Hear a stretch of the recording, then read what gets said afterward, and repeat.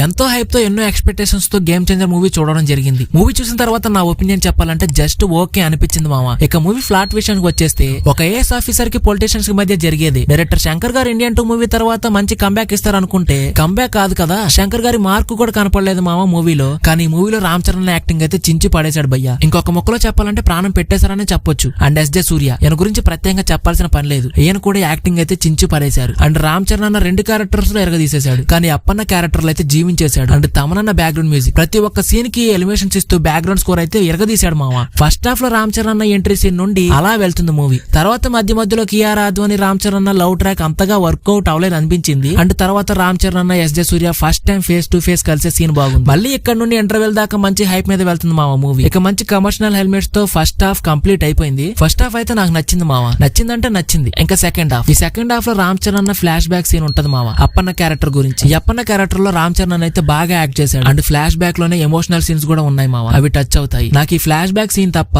Second half లో ఏం నచ్చలేదు మామ. ఫైట్స్ కూడా ఓకే అనిపించాయి, కానీ ఆ హెలికాప్టర్ ఫైట్ ఒకటి బాగుంది. Ram Charan looks, makeovers, styles అయితే సూపర్. ఇక డాన్సింగ్ అయితే కుమ్మేశారు, ఆ విజువల్స్ కూడా బాగున్నాయి. కానీ మూవీలో హైరానా సాంగ్ లేదు మామ. అంటే మామ ఇప్పుడు నేను ఒక పాయింట్ గురించి క్యాజువల్ గా ఒక మాట చెప్తా. అదేంటంటే ప్రజెంట్ మూవీ టీమ్స్ ఒక స్ట్రాటజీ వాడుతున్నారు మామ, అదే సాంగ్స్ కొన్ని సీన్స్ గురించి. ఎలా అంటే ఇప్పుడు ఒక మూవీ నుండి అన్ని సాంగ్స్ రిలీజ్ చేస్తారు కదా, రిలీజ్ చేసిన సాంగ్స్ లో బాగా హిట్ అయిన సాంగ్ సినిమాలో రిలీజ్ అయిన తర్వాత సినిమాలో ఆ సాంగ్ ఉండదు. అలా ఎందుకంటే ఇప్పుడు ప్రొడ్యూసర్ డైరెక్టర్స్ ఒక బడ్జెట్ అనుకుంటారు. సపోజ్ 200 కోట్లు ఒక 2-3-5 డేస్ లో రావాలని ప్రొడ్యూసర్స్ అనుకుంటారు. అలా అనుకున్న బడ్జెట్ వచ్చిందనుకో, ఒక 10 డేస్ తర్వాత సినిమాలో హిట్ అయిన సాంగ్ ని మళ్ళీ యాడ్ చేస్తారు. వాళ్ళు అనుకున్న బడ్జెట్ రాకపోయింది అనుకో, హిట్ అయిన సాంగ్ ని సినిమా రిలీజ్ అయిన 2-3-4 డేస్ లోనే యాడ్ చేస్తారు. ఇలా యాడ్ చేయడం వల్ల ఏంటంటే సాంగ్ హిట్ అయిందిగా, హిట్ అయిన సాంగ్ ఆడియన్స్ థియేటర్ లో చూడాలని మళ్ళీ ఇంకోసారి వెళ్లి సినిమా చూస్తారు. ఇలా చేయడం వల్ల ప్రొడ్యూసర్ సినిమాకి పెట్టిన బడ్జెట్ అన్నా వచ్చిద్దని అలా చేస్తున్నారు. ఇది చెప్పాల్సిన పని లేదు, ఇది జస్ట్ మై ఒపీనియన్ మామ. మరి దీని గురించి మీరేమంటారు అనేది కింద కామెంట్ చేసి చెప్పండి. అంటే రీసెంట్ టైమ్ లో వచ్చిన దేవర మూవీకి అదే జరిగింది మామ,